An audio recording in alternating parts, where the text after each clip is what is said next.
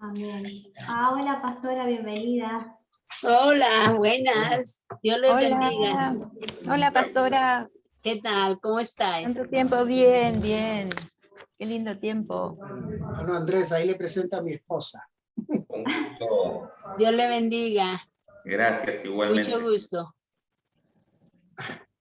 Póngase al lado, pastor, no se vaya, póngase al lado, hoy se puede. No, Sí, hoy Hoy pueden estar los varones. Así que bueno, póngase. le dejo el nombre mío, para no enredarme ahora a cambiar el nombre. No, hoy se puede, póngase ahí. Mira, acá está Jerón, está Dani. Una silla. Así que Claro. bueno. Bueno, De mi ayuda idónea. Ah, claro, muy bien, muy bien. En esta ocasión.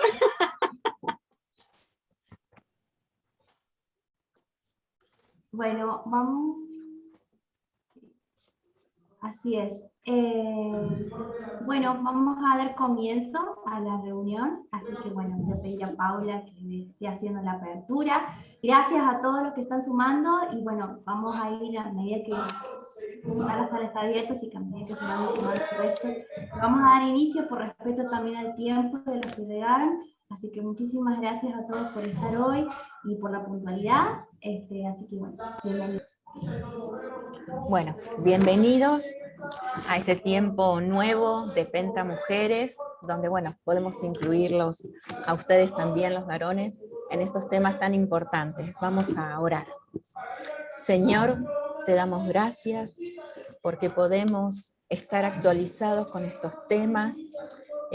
Puede la Iglesia en este tiempo pararse firme y ser conocedores de todos estos temas que por mucho tiempo fueron temas prohibidos. Te doy gracias, Señor, por el tiempo que vamos a compartir. Te doy gracias por la vida de nuestro invitado. Gracias por cada uno de los que están presentes y de los que se van a sumar y de los que posteriormente podrán ver en nuestro canal este tiempo reservado para seguir aprendiendo. En el nombre bendito de tu nombre, Jesús, entrego este tiempo. Amén y amén. Bueno, sé que de a poco se van a ir sumando, o como decía, van a poder verlo en nuestro canal de YouTube a esta charla tan importante. Y quiero ahora darle paso a nuestro invitado, a quien tengo el gusto y el honor de conocer a él y a su esposa. Hace, ya casi más de 6 años que los conozco. Él es licenciado, psicólogo clínico, su nombre es Andrés Milován, junto con su esposa, en la iglesia del centro de Buenos Aires, están en la parte de consejería pastoral y también integran lo que es Refopan, que es la red de formación pastoral de la niñez, de la que tengo el gusto también de pertenecer, junto a Sandra, su esposa, papá de 2 adolescentes hermosos, Timoteo y Martino. Hoy viene a compartirnos sobre un tema muy importante, violencia familiar. Así que adelante, Andrés, te doy paso y bendigo esta charla y te doy muchas gracias por estar en nuestro espacio. Es un gusto para mí, gracias Paula por esta linda presentación. Es un gusto compartir esta charla con ustedes, es un tema importante para, sobre todo, pensar en la prevención y también en identificar situaciones de violencia dentro de la familia, la propia familia, frente a conductas que pueden ser también personales nuestras o también de otros hacia nosotros o de quienes trabajan en la parte de consejería pastoral. Estos temas son de mucha utilidad a la hora de aconsejar a una persona, a una pareja, porque ocurre mucho más frecuente de lo que nos imaginamos. y el ingreso de la violencia a la casa se da muchas veces de manera gradual, insidiosa, por pequeñas cuestiones que se van naturalizando, se van normalizando, y se puede ir subiendo la apuesta, y cuando uno quiere darse cuenta, las cosas ya han avanzado y el deterioro puede ser bastante grande. En esto es como este ejemplo de la rana que es puesta en una olla con agua fría y se va calentando el agua de manera gradual, y esa ranita no percibe los cambios de la temperatura, el agua hierve y la ranita termina muriendo calcinada. Sin embargo, cuando esa misma rana es lanzada a una olla con agua hirviendo, reacciona inmediatamente saltando y se salva. A veces la aceptación de cuestiones violentas sin cuestionarlo, sin saber qué está bien, qué está mal, puede llevarnos a mantenernos en una situación de peligro para la persona que lo esté sufriendo. Bueno, voy a compartir pantalla y ya empezamos con el desarrollo del tema.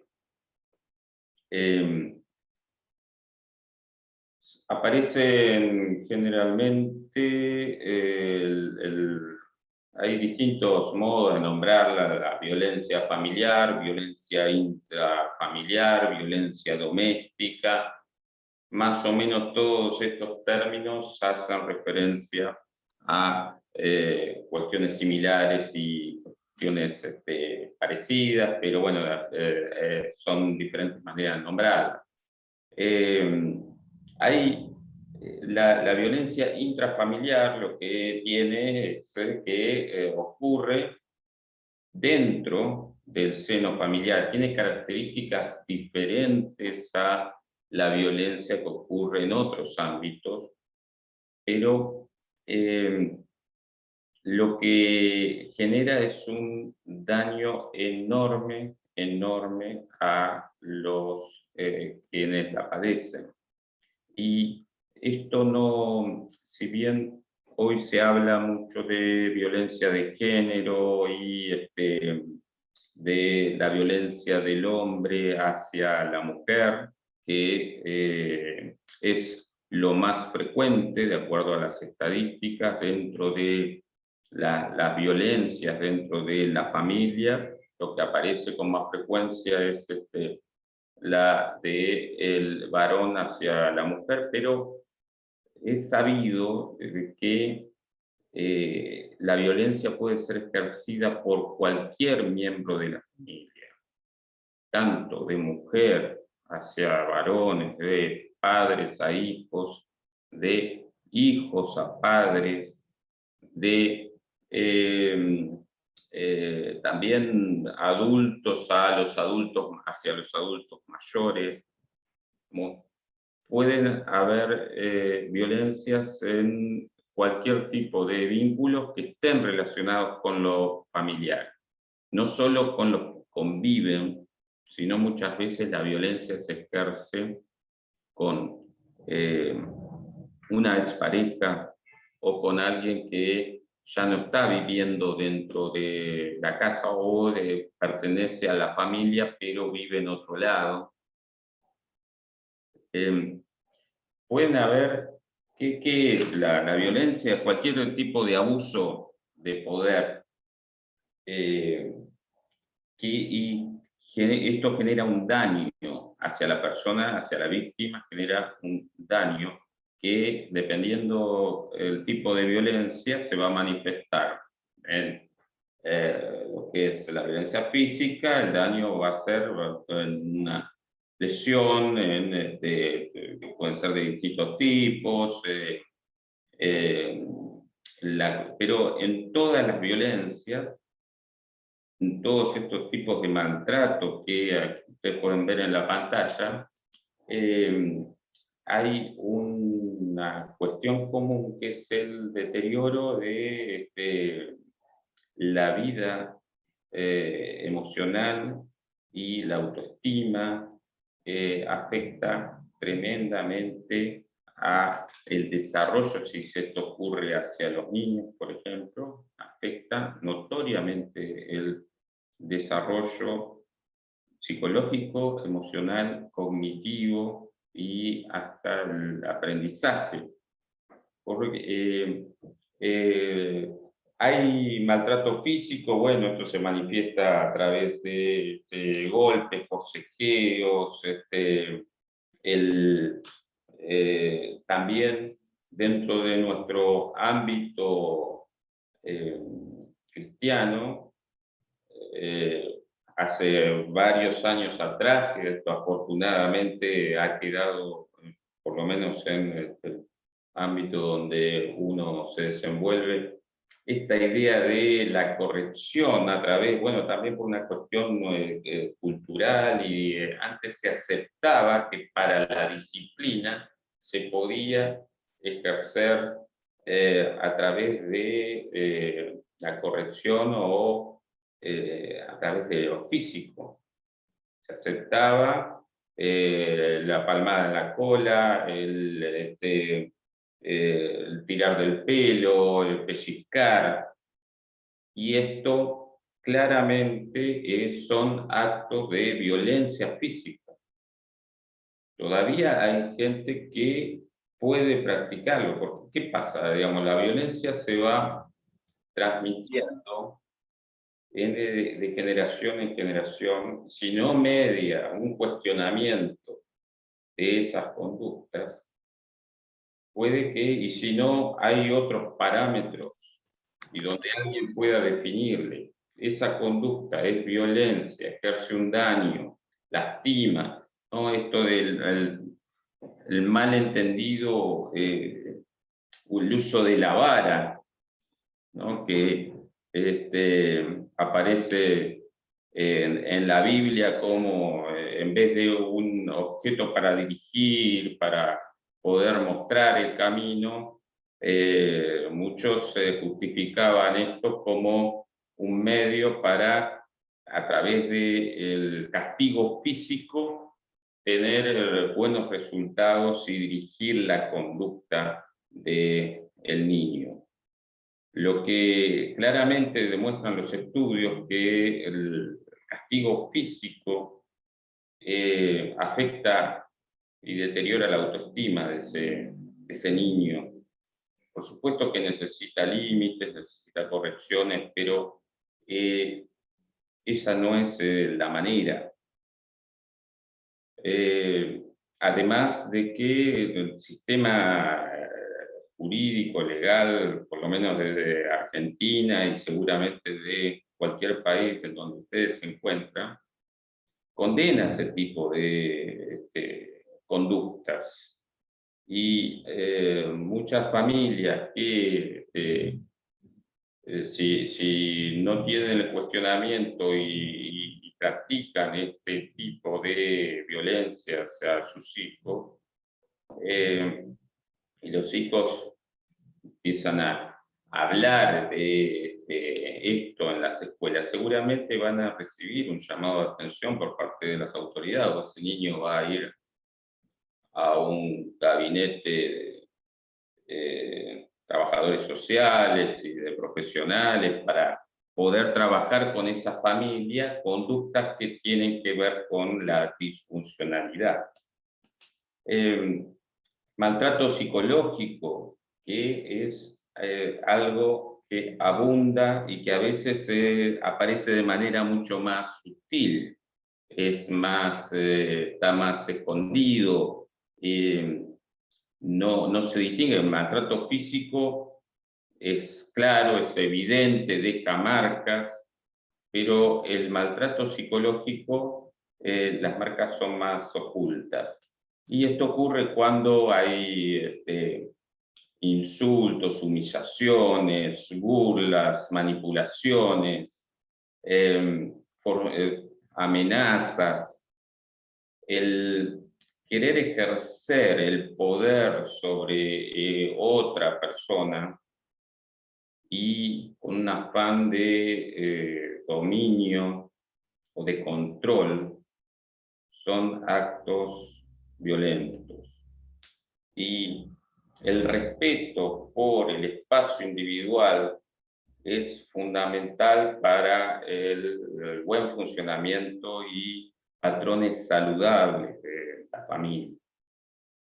A mí me ha tocado atender personas que ven como aceptable, por ejemplo, tener el control de todos los mensajes de su pareja, o de decidir qué hace, con quién se junta, por qué tal amigo es aceptado, tal no, o a veces aparece con el desalentar de parte de la pareja que se encuentre tenga sus amistades.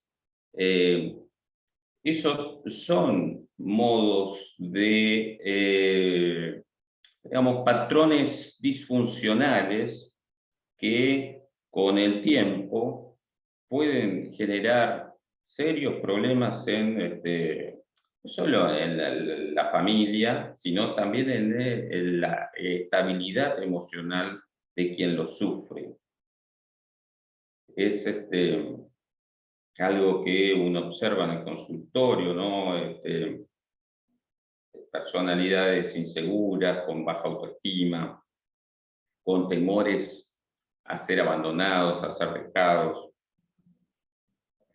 a tener la necesidad de controlar o de que no tengan una buena, que sean ellos o ellas la única influencia en su pareja y alejarlos hasta de la propia familia de origen. Y eso también termina siendo un acto violento. Hay, bueno, maltrato sexual a través de conductas que son inapropiadas en lo que respecta a no aceptar dentro de una pareja, por ejemplo, el no aceptar que el otro no quiere tener un encuentro sexual o ir en contra de la voluntad de la otra persona, aunque manifiesta no querer tener un encuentro íntimo. Y muchas veces esto dentro de la pareja se cree que porque son pareja el otro está obligado a satisfacer digamos, el encuentro íntimo. Y eso es una cuestión, lo que estamos sí obligados es a ser respetuosos y a aceptar adecuadamente digamos, lo que el otro no manifiesta, pero a veces el ámbito sexual se traslada, o también puede ser con castigos, ¿no? Frente a, y eso también puede usarse el ámbito sexual como medio de manipulación para que el otro haga lo que yo quiera. Eso también está dentro de un tipo de maltrato psicológico a través del intento de manejo, de dominio y de control del otro. En la consulta, bueno, yo trabajo, mi tarea es atender problemas, atender pacientes que tienen dificultades, atender problemas a nivel familiar, personal, psicopatologías, y paso gran parte de mis días escuchando personas con sus dificultades a nivel psicológico, pero también a nivel vincular y a nivel social. Hay parejas en donde se va creando la idea de que para poder disfrutar de la sexualidad tiene que poner y cumplir toda una serie de requerimientos y en cuanto no lo logra, ya no va a haber, y eso también es un modo de manejo y también hay una disfuncionalidad ahí. Ahora, existe también lo que es el maltrato económico, cuando no se cubren las necesidades de alguno de los integrantes o se utiliza el dinero como medio para forzar al otro en ciertas conductas o actitudes. Sí, cuando se busca de manera instrumental manejar, controlar, dominar, ahí estamos en el ámbito de la violencia. Y esto se va instalando en lo que son patrones tóxicos de una familia que puede ser disfuncional y donde se va naturalizando, aceptando y manteniendo este tipo de cuestiones. Ahora, hay algunas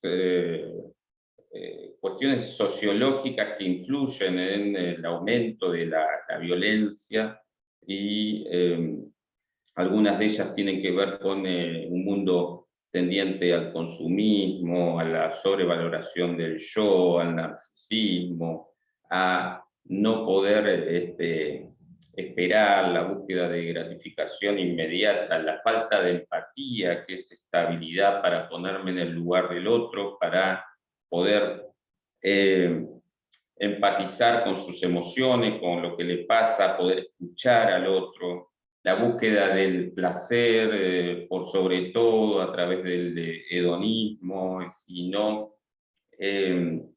tener, digamos, todo esto hace que nuestra sociedad vaya perdiendo ciertos valores que son fundamentales para poder vivir de manera saludable junto con otros, poder vivir en comunidad, aceptando la presencia del otro, reconociendo al otro con el mismo nivel de dignidad y de valor que nosotros. Ahí hay un principio de igualdad y más allá de los roles o la edad o el sexo o el género de la persona, todos tenemos el mismo, digamos, tenemos el mismo derecho a la dignidad y tenemos un marco de igualdad en cuanto al derecho al respeto y al cuidado. En la familia lo que ocurre es que claramente ocupamos roles distintos.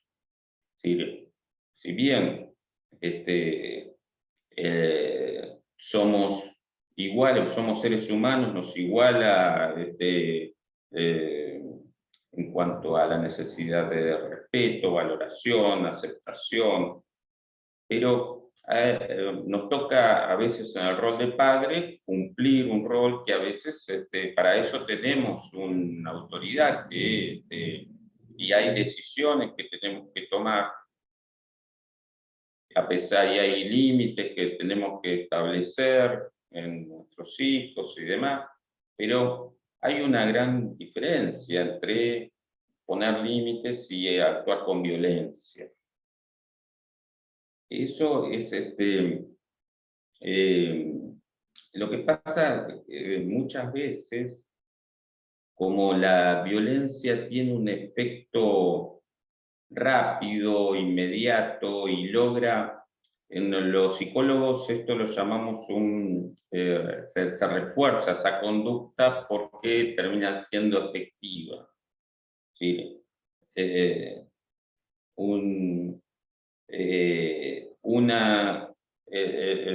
padre no tolera tal cosa, pega un grito y eso genera el efecto que él esperaba que, no sé, si el niño estaba llorando o gritando y alguno de los padres o lo amenaza o le dice, y logra el efecto que él quería.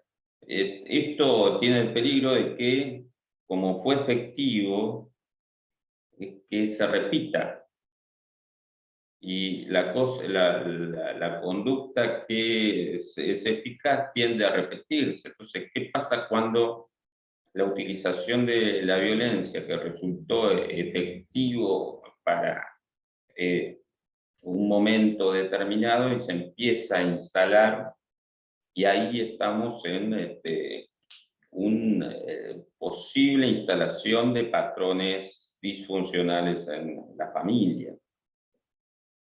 ¿Qué hay en las familias disfuncionales? Porque no, modelos para estudiar la violencia dentro de la familia no se centran antes se sobrecargaba en uno de, digamos, el perfil del violento, y se describía un perfil de tipo sociopático o psicopatológico. En la actualidad se hace un análisis más sistémico y más del funcionamiento familiar. Por eso hablamos de familias que son disfuncionales. Porque a veces el ciclo de la violencia o las situaciones de violencia se van manteniendo con la conducta de varios integrantes de la familia. Si hay una persona que actúa con violencia y esto implica una reacción inmediata en contra de ello de parte del resto de los integrantes de la familia, seguramente eso o se suspendería o traería una ruptura en la familia o una distancia del que actúa de manera agresiva, pero muchas veces esa reacción no ocurre y se llegan a patrones de conducta que se mantienen en el tiempo. En todas las familias disfuncionales hay presencia de abuso hacia varios o alguno de los miembros. Sentimientos de indignidad, que es una de las también consecuencias que genera la violencia en los que la padecen. Muchos sentimientos de vergüenza, de baja autoestima, de pobre valoración, y muchas veces esto que he sufrido, por ejemplo, en la niñez, se transforma luego en ira, en enojo, y pueden tener el riesgo de convertirse en violentos en la adultez. Digamos. O sea, hay estudios que claramente ven como un factor de riesgo determinante donde hay mayor posibilidad de que un niño que haya crecido en un hogar violento, no solo porque hayan ejercido violencia hacia él, sino también porque fue testigo de violencia, por ejemplo, entre los padres. Se sabe que ser testigo de la violencia es tan dañino como ser víctima de violencia. Por eso también, en los ámbitos donde por ahí yo no sufro directamente la violencia, pero al ser testigo de eso, hay consecuencias psicológicas que también voy a tener. Entonces, hay padres que no, bueno, con los chicos no, es excelente como madre o como padre, pero nosotros nos matamos, discutimos, nos insultamos. ¿Y quién le dijo que los chicos no van a sufrir consecuencias por ver ese modelo de vinculación familiar? Es decir, la familia es el entorno donde se aprende acerca de el manejo de las emociones, acerca de las conductas aceptadas, no aceptadas. El principal modo de aprendizaje de nuestros hijos es a través del modelaje. ¿Qué es esto? A través del ejemplo, básicamente. Lo que ven nuestros hijos lo repiten. Y si ven conductas violentas, y, bueno, por eso también es poder identificar cogniciones, que las cogniciones son básicamente los pensamientos, las creencias que tenemos, dónde prestamos atención. Hay cogniciones, pues de acuerdo a nuestras creencias, nuestros pensamientos, va a ser nuestra conducta. ¿Sí?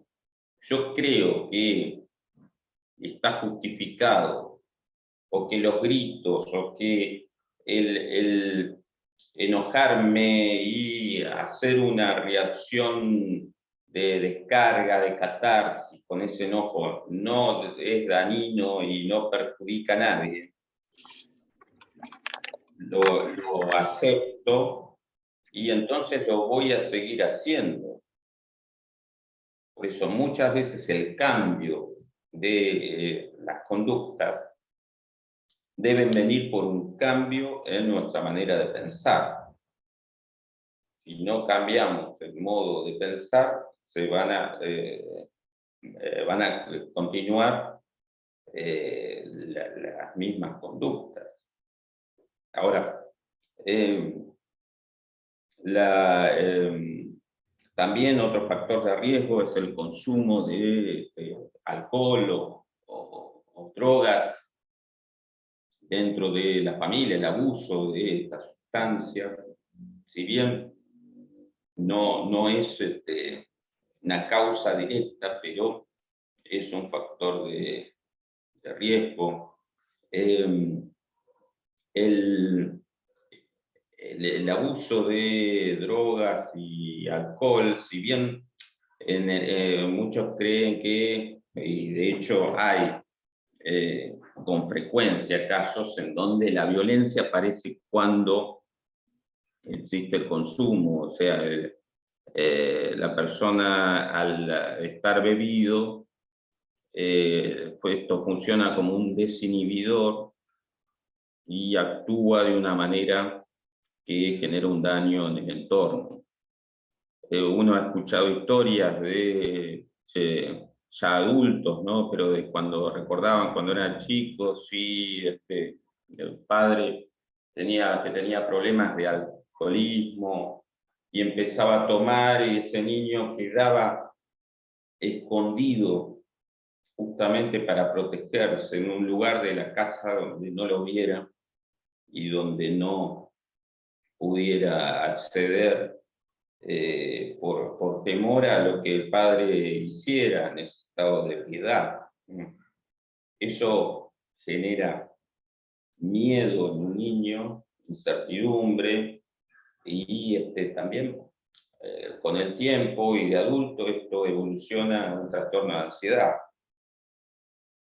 La ansiedad es una emoción que aparece cuando percibimos peligro, que puede ser real o imaginado, pero claro, el haber estado en alerta, en la familia, en el lugar donde debía estar seguro, eso es lo paradójico, ¿no? Con la violencia, que La familia es el lugar que necesitamos todos los seres humanos para sentirnos seguros. Si dentro de nuestra familia no podemos sentirnos seguros, vamos a sufrir enormes consecuencias en lo emocional, porque justamente necesitamos de ese espacio para protegernos, en donde podamos sentirnos seguros a nivel afectivo, a nivel físico, donde podamos sentir que somos valorados, aceptados, queridos, y también puede haber, porque no es solo acciones que llevan a ejercer la violencia, también hay omisiones que pueden ser violencia.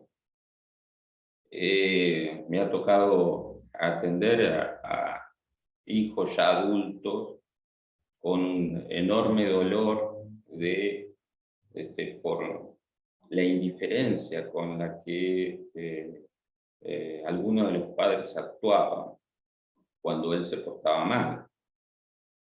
Y el no hablarle durante no solo días, sino meses. Eso es violencia. Y ahí no levantó la mano, no le pegó, tampoco le dijo ningún insulto, pero la falta de comunicación, el no registrar al otro, el no tenerlo en cuenta, el no intentar restablecer esa relación a través de el diálogo y a través del perdón, es también un acto violento. Otra de las características que aparecen en las familias, también muchas veces hay hermetismo, se aíslan socialmente, y esto lleva a que justamente la posibilidad para introducir modos distintos de pensar la situación, introducir pensamientos diferentes o ideas acerca de lo que está pasando o pedir ayuda, no se puede dar porque hay un aislamiento y muchas veces hay un pedido de silencio, que eso hace que dificulta la posibilidad de que se cuestione la conducta y se busque resolverla. Entonces, ahí aparecen también prohibiciones, bueno, esto no se lo cuentes a tal, o no hablemos de esto, o también el castigo de la mirada enjuiciatoria por parte de quien quiere hablar acerca de un tema. Incluso en lo que es la terapia familiar se puede ver a través del lenguaje gestual, como a veces el dominio de alguno de los integrantes de la familia con respecto a otros, en la manera como observa al otro cuando empieza a hablar. Hay miradas que son intimidantes. Y a veces se puede ser violento con la parte gestual. Una expresión de amenaza puede ser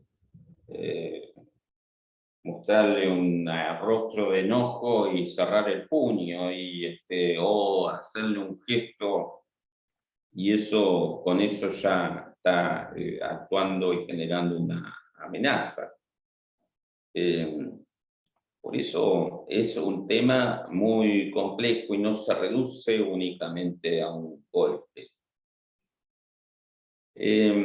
Hay tres factores que les quiero mencionar en la tarde de hoy o en la noche para los que están en Europa.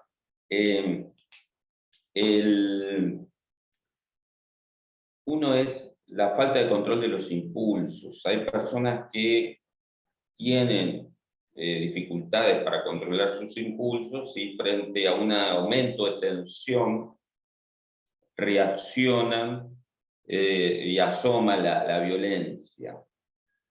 Pero hay otra de los factores, que es la falta de afectividad.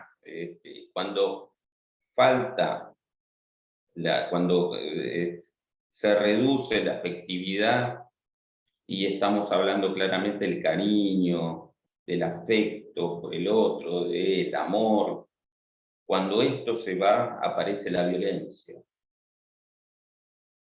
Cuando se va el amor, es muy probable que aparezca la violencia. Y hay claramente las enseñanzas bíblicas con respecto a las relaciones familiares, apuntan a los vínculos basados y fundamentados en el amor. El apóstol Pablo nos enseña permanentemente el amor entre el marido, la esposa, y también volviendo a las cogniciones que a veces justifican la violencia, todo lo que son las ideas del machismo son fuentes que pueden derivar en esta idea de supremacía del varón, o de la idea de que el varón no es sensible, tiene que mostrarse fuerte, y el valorar la iniciativa y la decisión y el empuje, y muchas veces el no cuestionar ciertas ideas que se van transmitiendo a lo largo de las generaciones. Afortunadamente en la actualidad, por eso también tenemos que destacar, más allá de que hay un corte a lo tradicional, pero esto ha traído ventajas a la salud mental. Digamos, había cosas que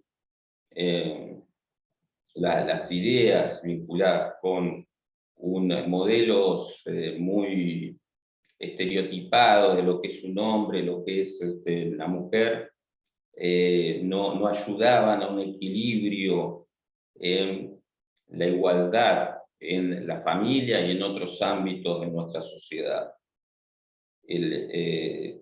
Entender que eso, verlo también como una ventaja de nuestro tiempo. Hoy hay mucha más información, las personas pueden conocer sus derechos y poder hablar abiertamente sobre estos temas, y no quedarse con la idea de que el varón tiene que estar por sobre todo, y prácticamente se convierte en el que decide, que hace, que puede hacer y deshacer lo que quiere, y entonces ahí caían en abusos. Justamente el poder tener la posibilidad de acompañarse y equilibrar en el manejo del poder, en la toma de decisiones de la familia, creo que también termina siendo una ventaja para el varón y la mujer. Por eso, digamos, y justamente hay una teoría que desde hace muchos años está vigente, que la frustración genera agresión. Una persona frustrada puede, por causa de su frustración, terminar teniendo conductas agresivas.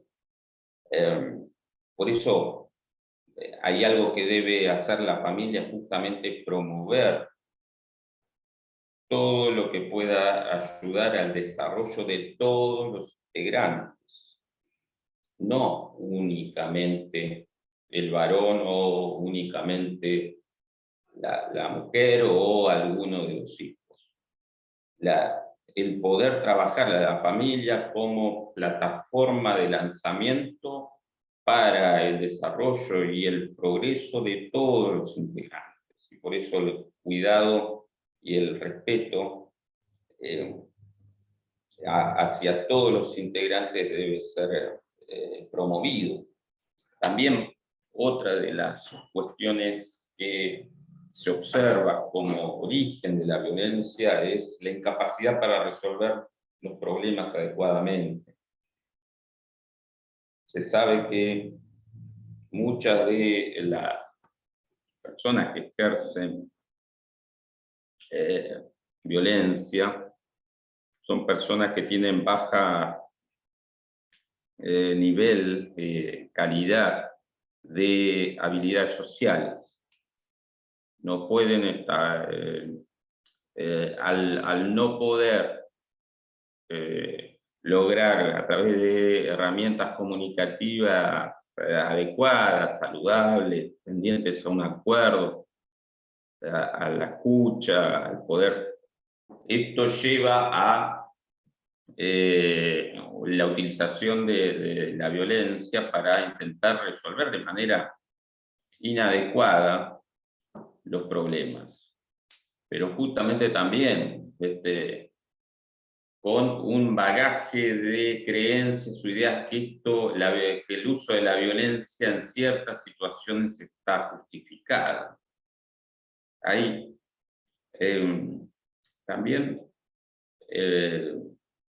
la falta de control de los impulsos, tenemos que mencionar lo que es la regulación de las emociones y como algo fundamental para nuestro equilibrio psicológico. Y es algo que es conveniente enseñarlo y promoverlo desde muy temprana edad. Toda emoción tiene su intensidad. Cuanto más sea la intensidad de la emoción, menos acceso a una respuesta inteligente vamos a tener. Esto es, si hay una persona que tiene un enojo que deriva en ira y en furia, vamos, esa emoción intensificada le quita inteligencia para su conducta y va a actuar de una manera poco sensata. Entonces, el poder regular la intensidad de la emoción, esto antes se enseñaba y que está muy bien que así sea. Por ejemplo, el postergar la acción, digamos, cuando uno se enfrenta a una situación que lo intensifica, antes se decía, bueno, hay que contar hasta 10. Y eso es un ejercicio saludable, porque por lo menos al refrenar la acción y al que ésta no tenga una conducta impulsiva, permite que medien procesos donde se involucra más la parte prefrontal de nuestro cerebro, y es justamente allí donde aparece la parte de la razón, del pensamiento, y al actuar esa zona vamos a tener una respuesta mucho más, digamos, seguramente más adaptativa o menos dañina para nosotros y para el resto. ¿Qué pasa con las personas que no pueden y cuando les surge ese enojo actúan? Bueno, en el consultorio me toca tratar con muchos de ellos que se meten en enormes problemas por no regularse adecuadamente sus emociones. Por eso, esto es lo que es todo lo que lleva a promover la inteligencia emocional, al poder tener el manejo del conocimiento también de las propias emociones, conocimiento de uno mismo, y todo esto nos ayuda. Por ejemplo, sabemos los psicólogos que el hecho de nombrar cómo nos sentimos ya actúa como un regulador emocional. El solo hecho de nombrar las emociones que estamos atravesando, eso ayuda a bajar la intensidad de la emoción. Pero hay mucha gente que es muy analfabeta emocional, que no conoce ni se pregunta qué es lo que siente, o cuando se pregunta qué siente no lo sabe. Y ese nivel de analfabetismo emocional también puede ser uno de los factores que influye en conductas violentas. Se sabe que la intensidad del enojo suprime la culpa. Cuando una persona está invadida por el enojo, no mide consecuencias y puede hacer cosas que no, por supuesto, no haría si pudiera reducir ese nivel emocional. Ahora, también el enojo, por eso no hablemos únicamente de manera negativa. El enojo es una emoción que Dios ha puesto en nosotros, pero con una finalidad específica, y no está mal enojarse, pero es más, la Biblia nos enseña a iraos, pero no pequéis. Es o no se ponga el sol sobre nuestro enojo. El enojo tiene la función de poder poner un límite, o aparece cuando alguna persona ha actuado digamos, transgrediendo cierta línea, y entendemos que eso nos ha perjudicado, y el enojo sirve para o poner un límite o tomar distancia también. Justamente frente a un acto de violencia de parte de otro, es necesario que aparezca enojo. Y porque ese es el enojo que nos va a ponerle límite a quien ha actuado con violencia con nosotros, o tomar distancia. Pero ¿qué pasa? Las personas que no pueden hacer uso de las emociones, o tienden a, digamos, buscar, porque muchas veces el violento también usa la manipulación para hacerle creer a la víctima que ellos son los responsables de que hayan actuado como actuaron. ¿Sí? No, lo que pasa es que vos sacás lo peor de mí. Y cuando actúas así, yo ya te lo dije, no hagas esto porque si no aparece.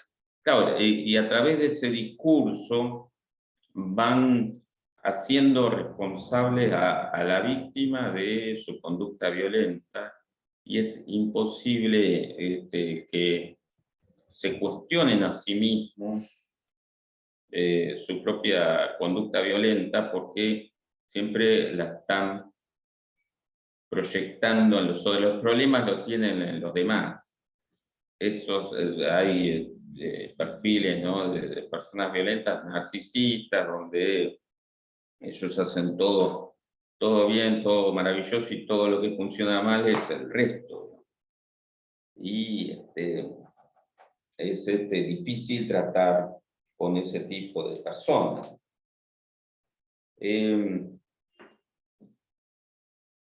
Yo no sé cuánto tiempo más tengo. porque yo, si me dan el ok, continúo, pero no quiero digamos, ser desprolijo con la organización de la charla. Andrés, hay un tiempo de preguntas ahora. No sé Ok. si querés ya terminar con algo. Hay un tiempo de preguntas, que es un espacio para que los que estamos conectados podamos preguntar. No sé si querés cerrar con algo para comenzar con el tiempo de preguntas. Ujú. Bueno, por ahí hablar sobre algunas cuestiones para prevenir la violencia, que creo que esto es importante, digamos. El promover estas habilidades sociales y desde la niñez y poder enseñarles desde niños lo que el respeto, por supuesto, todo esto siempre en el marco del ejemplo, porque yo puedo decir de muchas cosas a mi hijo, pero lo que le va a quedar es lo que ve en la familia. Sí.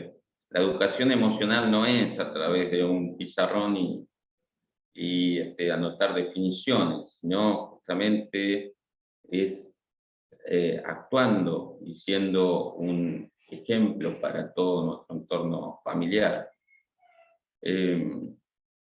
La relación, por supuesto, una familia se estructura con una buena relación entre los padres o la pareja conyugal. Muchas veces el desequilibrio y la disfuncionalidad aparece porque ya hay una relación quebrada entre los padres y eso eh, dificulta y quizás no haya pelea, porque de hecho hay parejas que pueden estar en crisis y no discuten, no pelean, pero si hay algo que los chicos y también hasta siendo más pequeños están entrenados, es justamente tener registro de todo lo que es lo emocional, porque eso es lo que las emociones las interpretan antes de que aprendan a hablar. Entonces pueden ver a través de lo gestual, a través de las expresiones del rostro, el estado emocional de los padres y sentirse tranquilos y seguros depende de cómo los padres los ven tranquilos y seguros, pero si los ve alterados, generalmente los niños pequeños se terminan alterando. Bueno, y también los roles, claro, en la familia, en los límites, eso es fundamental para prevenir disfuncionalidad familiar y también la violencia. Por ejemplo, existe un tipo de violencia que se llama filioparental, que es de parte de los hijos hacia los padres, que es justamente por no poder establecer límites desde chicos y por entrar en un perfil sobreprotector y complaciente en todo y darle el poder de decisión únicamente al hijo, y después esto se transforman en enormes problemas y también en inseguridades. No estamos haciendo ningún favor a nuestro hijo si no le establecemos algunos límites y pautas claras que justamente les da seguridad y es un acto de amor. Bueno, también lo que es la comunicación es base, justamente la manera para resolver problemas, establecer diferencias y poder llegar a acuerdos es a través de una comunicación clara, respetuosa y asertiva, empática.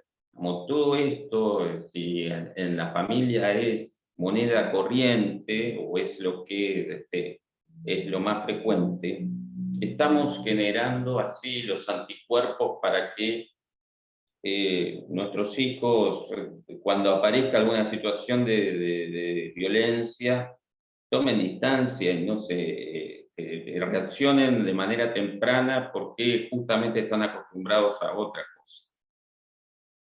Pero cuando vivieron una familia violenta, entonces ven eso como lo adecuado, lo que está aceptado, y es más probable de que puedan involucrarse en relaciones tóxicas o violentas. No hablo más y dejo lugar a las preguntas. Hola Andrés, buenas tardes. Muchas gracias por tu tiempo, muchas gracias por este tema que es tan importante, de verdad. Para mí, esto que decías acerca de, bueno, sobre todo lo que estamos viendo en esta parte de prevención, que todo tiene que ver con los niños, ¿no? Que todo tiene que ver con la infancia, que es que alguien llegue y rompa con estos patrones, ¿no? De violencia que se vienen arrastrando y repitiendo y repitiendo y repitiendo. Y bueno, tenemos algunas preguntas de los que estamos por aquí, y por aquí pregunta que, ¿qué podemos hacer si un niño viene a nosotros y nos comenta que está siendo víctima de maltrato por alguno de sus padres, y cuando hablas del tema con alguno de ellos, con la mamá, lo niega todo? ¿Qué podemos hacer? Bien, depende del rol que nos toque, pero y depende de la legislación también del país en donde estemos, ¿no? En el caso de Argentina y en el rol del terapeuta, si me toca escuchar a un niño que está en una situación de maltrato, de violencia o de abuso de distinto tipo, tengo la obligación de denunciarlo, ¿no? Si, igual que el rol del maestro de escuela, ¿no?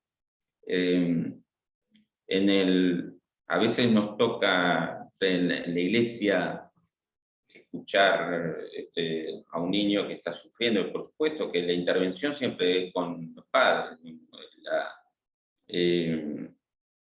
Uno puede acompañar a un niño, escucharle y demás, pero lo que quiere es que cambie esas pautas desadaptativas, disfuncionales de su familia, y que pueda crecer en un ambiente saludable. Y para eso hay que trabajar sí o sí con los padres. Es muy complicado cuando los padres no aceptan ayuda o no quieren escuchar lo que está pasando a sus hijos. No es lo más, digamos, si el niño que va a la iglesia y los padres también, y pueden que se acerquen a interesarse, se puede trabajar o recomendar alguna ayuda terapéutica a esa familia por lo que el niño está viviendo. Muchas veces no es digamos, lo mejor es que haya una intervención, de que el niño no se quede solo con eso, porque lo que se pretende es que ese estado de vulnerabilidad que tiene el niño pueda tener un ámbito adecuado y seguro para cubrir sus necesidades. ¿Sí? Y ahí requiere, sí, una intervención en la familia. A veces, si alguno de los padres, por eso si uno no escucha, se puede hablar con el otro, y así poder buscar a algún que se introduzca algo de ayuda dentro de la familia.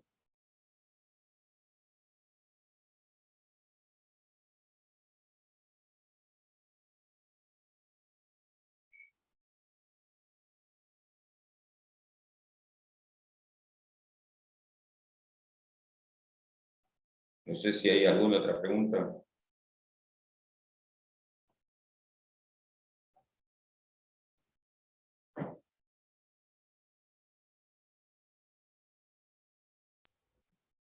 Yo tengo una pregunta Yo tengo una pregunta que referida, ¿no?, a cómo podemos nosotros darnos cuenta, tanto nosotras las mujeres como los varones que también hay aquí, de que somos violentos con nosotros mismos, ¿no? Identificar cómo podemos darnos cuenta, ¿por qué me dije esto o por qué hice esto? Pero con nosotros mismos. ¿Cómo podemos darnos cuenta Así es, de qué? ¿Cómo continúa la pregunta? Disculpa que no... con nosotros mismos, con la violencia, Ah. pero hacia nosotras mismas. Y Ah. tanto la mujer como el hombre también, ¿no? Es una pregunta muy interesante. Todos tenemos diálogos internos, nos hablamos a nosotros mismos y muchas veces empieza la violencia hacia nuestra persona en el modo en cómo nos hablamos. Hay pensamientos tendientes a la autoexigencia o a tratarnos con mucha hostilidad o a veces con insultos.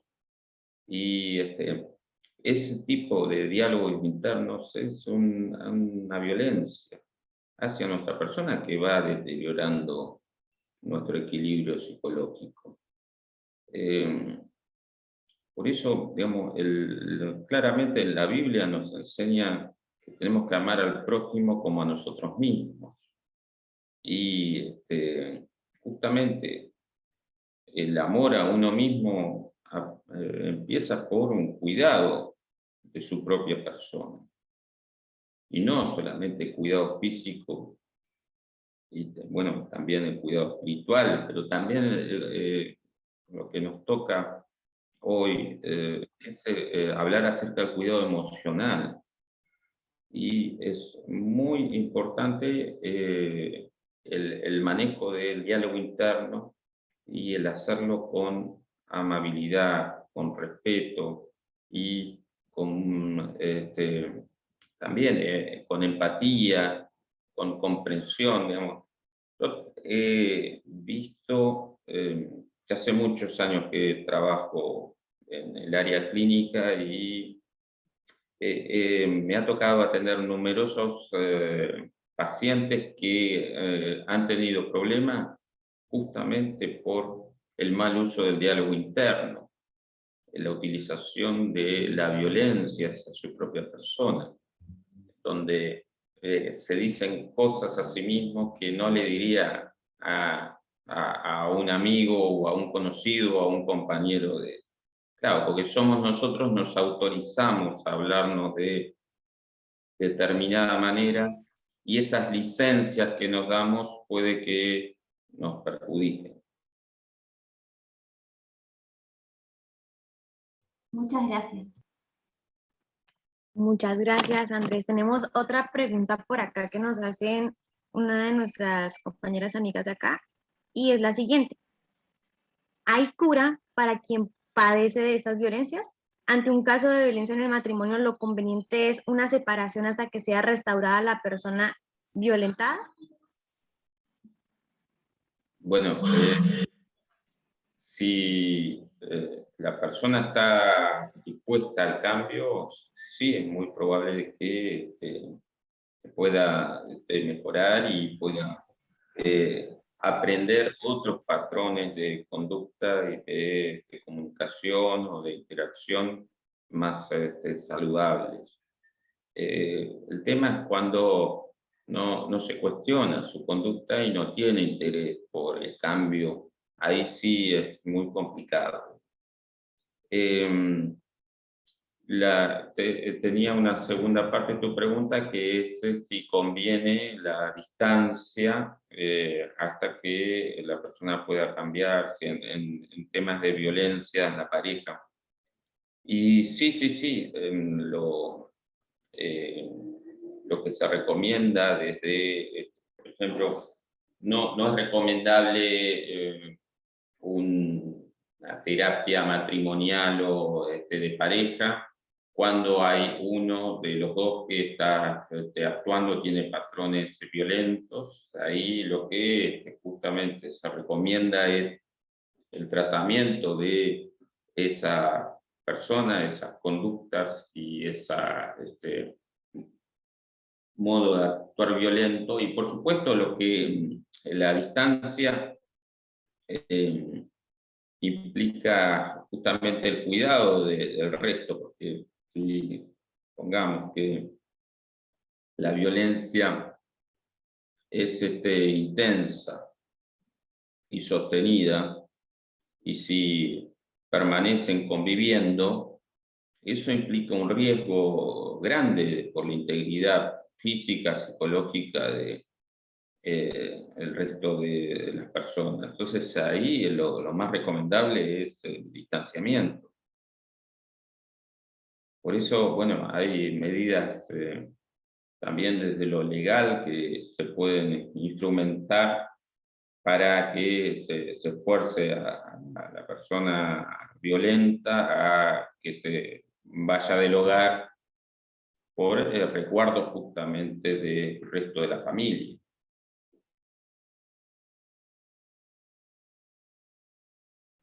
Vale, muchísimas gracias. Muchas gracias. Y bueno, por aquí también tenemos otra pregunta acerca de esta parte de violencia familiar. ¿Cómo saber que es tiempo de salir de ahí? ¿Cómo saber que ya va más allá de pedir ayuda o de tener terapia o algo, el decir, es necesario salir? Uh-huh. Se ha estudiado un fenómeno que suele aparecer en personas víctimas de violencia que se llama estado de indefensión aprendido. ¿Esto qué es? Es justamente haber hecho intentos y al no dar resultado, la persona cada vez se hunde más y acepta de manera ya pasiva, sin hacer intentos por cambiar o por alejarse de esa situación. Y lo que genera a nivel psicológico este tipo de estados es finalmente termina en una depresión. La persona víctima de violencia termina deprimiéndose, dañando su equilibrio psicológico y, por supuesto, después físico, que en realidad la salud es una sola. Dividimos aspectos mentales, aspectos físicos, pero en realidad está todo en conjunto. El deterioro psicológico luego termina en deterioro físico y, por ejemplo, en la depresión aparece el deterioro del sistema inmunológico, la persona se enferma más, aparecen más dolores, todo lo que es los procesos químicos antiinflamatorios se ven afectados por el estado del ánimo. Y cuando es señal de irse, bueno, si se intentaron varias cuestiones y no hubo reacción positiva, y bueno, hay que probar actuar diferente por cuidado personal y por no terminar en este estado de indefensión aprendido, en donde la persona cree que ya no hay esperanza y prácticamente se entrega y deja de luchar. Es ahí el intento de salirse, de alejarse, termina siendo una conducta. Pero también en esto tenemos que poner en perspectiva porque hay manifestaciones todavía tempranas de violencia y el poder reaccionar a tiempo enfrentándolas y buscando que eso no aparezca más, ahí no sería necesario el irse o el ya pensar en una separación o en una situación que también puede ser traumática. Eso sí, la persona ve un inicio temprano de la violencia y puede reaccionar a tiempo y cambiar esos patrones de su propia familia, no, pero claro, si la situación de violencia ya ha aumentado y está a niveles de riesgo físico, psicológico, y sí, ahí por supuesto que el tomar distancia es lo más indicado, digamos, lo más recomendado.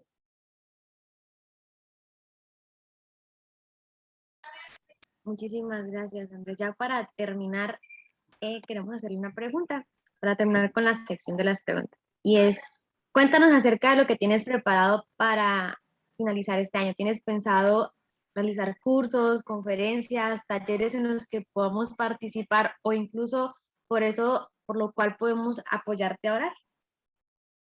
Bueno, ya estamos en los últimos meses del año y básicamente lo que tengo pensado es continuar con mi trabajo en el consultorio. Mi trabajo es más silencioso y es personalizado y no implica, sí, me gusta poder también aportar en charlas y bueno, durante el año he dado clases en Refopan, que es esta red de formación pastoral orientada hacia maestros de niños, hacia pastores de niños, hacia padres, con temáticas vinculadas tanto en la niñez como en la adolescencia, y he dado unas cuantas charlas este año, pero ya el sábado pasado creo que fue la última del año, así que ya quedarán las siguientes para el año próximo. Muchísimas gracias, Andrés, por la excelente charla de hoy. La verdad que en lo personal me ha sido de muchísima bendición, ¿no? Y de aprendizaje, ¿sí? Sobre todo en la pregunta que te hice que fue como para no identificar la violencia hacia uno mismo, que muchas veces nos decimos cosas, ¿no? A nosotros mismos y no nos damos cuenta que realmente eso también es violencia. Las palabras que usamos, cómo nos definimos y demás. Así que gracias por esta charla, gracias por tu tiempo y quiero orar para ya finalizar y orar por tu vida, por todo lo que el Señor tiene preparado en estos meses, que todavía no termina el año, quedan algunos meses, pero también que lo que el Señor tenga planificado para ti, para el año que viene. Y gracias una vez más por haber aceptado la invitación. Sé que Paula ahí estuvo de intermediaria, así que también gracias a Paula por haber sido el contacto. Así que bueno, muy agradecida. Creo que hoy nos llevamos muchas cosas, todos los que estamos aquí para aprender, ya sea para nuestra vida, para nuestra familia, para los hijos, los que están casados y como no los solteros también, para pensarlo también cuando nos toque ser padres, ¿no? Así que muchas gracias, les invito a todas a orar, vamos a orar en gratitud por lo que hoy hemos aprendido, que es mucho, y también por la vida de Andrés. Padre amado celestial, te damos gracias, Señor, primeramente por esta tarde, gracias, Señor, por esta palabra que hoy fue sembrada en nuestros corazones, Señor, por esta enseñanza que hoy nos has dejado. Gracias, Señor, porque hemos entendido la importancia de poder identificar la violencia, ya sea en nosotros mismos, pero también en nuestras familias, de prevenirla, Señor. Sabemos que le hacemos mucho daño, Señor, a nuestros seres queridos, y no es un daño psicológico, emocional, Señor, y que dura mucho tiempo, Señor, sabemos que tenemos un Dios tan grande como tú, papá, que puedes sanar, Señor, aún las heridas más profundas, Señor. Y te pedimos perdón si cada uno de los que estamos acá hemos hecho daño, hemos ejercido violencia hacia nuestros hijos, hacia nuestros familiares, ya sea violencia verbal, física, en algún momento o área en nuestra vida. Te pedimos perdón en este momento, Señor, y queremos en este momento recapacitar y decir qué importante es poner en práctica todo lo que hoy hemos aprendido. Te doy gracias, papá, por la vida de Andrés, gracias, Señor, porque él hoy ha apartado un tiempo para estar con nosotras, Gracias, Señor, por su familia, su esposa, sus hijos, el ministerio donde está sirviendo. Señor, por Refopan, Señor, que hacen esta hermosa labor de formar pastores y líderes para la niñez y la adolescencia. Bendigo estos ministerios y estas organizaciones que trabajan, ¿no?, para prevenir sobre todo la violencia en la niñez. Gracias, Padre, por este tiempo, gracias por cada una de las chicas y los chicos que se conectaron hoy, que hoy se van con una palabra, que hoy se van con un mensaje que dará en sus vidas, y que en ellos está el desafío de cambiar, en ellos está ese desafío de poder cambiar, de poder mejorar como papás, como personas, como mujeres solteras, hombres solteros, y de marcar la diferencia en esta sociedad que estamos viendo, como hijos de Dios, como tus hijos. Te doy gracias, Señor, por este día. Le bendecimos a Andrés, su familia, sus proyectos, lo que queda de este año, y que el próximo año también lo pueda sorprender a él con nuevos talleres, nuevos proyectos. Vamos a estar pendientes de lo que él haga también para acompañarlo y apoyarlo. Y te doy gracias, Señor. Gracias, Señor, porque la palabra, tu palabra no vuelve vacía. Y hoy esta charla, esta palabra fue sembrada en los corazones de cada uno de los que estamos aquí. Y estamos en nosotros, queda en nosotros de poder ponerla en práctica y de marcar la diferencia en esta sociedad que estamos viviendo. Gracias, Padre, en el nombre de ti, Jesús. Amén y amén. Muchísimas gracias a todos y a todas. Y antes de pasar a los anuncios, me gustaría que nos saquemos una foto, así que le voy a pedir a todas las que tienen la cámara apagada, que puedan encenderla, y nos vamos a sacar una foto para quedar de recuerdo. Después se la voy a compartir a Andrés. Muchísimas gracias por sumarse, así que les pido que se acomoden, sobre todo las chicas. Y vamos a sacar una foto a la cuenta de 3. 1, 2 y 3. Ahí estamos. Muchísimas gracias a todas muy bonitas, y los chicos también muy bonitos también. Gracias por este tiempo, y bueno, la verdad realmente esperamos que haya sido de mucha bendición para sus vidas. Esperamos que haya sido un tiempo para reflexionar. Yo he reflexionado mucho hoy, pero le doy gracias a Dios por esta palabra, de verdad. Muy bien, ahora sí, entonces vamos con los anuncios para que no nos perdamos nada esta semana y lo puedan agendar. Recordarles que tenemos Penta Oración todos los martes, horarios 8:30 México, 15:30 España, en la mañanita. En la tarde tenemos 14:30 México, 21:30 España, 20 México y 3 de la madrugada en España. Mañana, tarde y noche, así que no hay excusa, y agéndenlo ya a martes la Penta Oración. Y ahora sí, sobre nuestros Penta Café, nuevo Penta Mujeres, el sábado 30 de octubre, 21 p.m. hora España y 2 p.m. hora México, tendremos el Penta Café. Así que estén súper atentos y desde ya igual agéndelo. Y para noviembre, el 13, tenemos el Penta Mujeres a las 21 p.m. hora España y 2 p.m.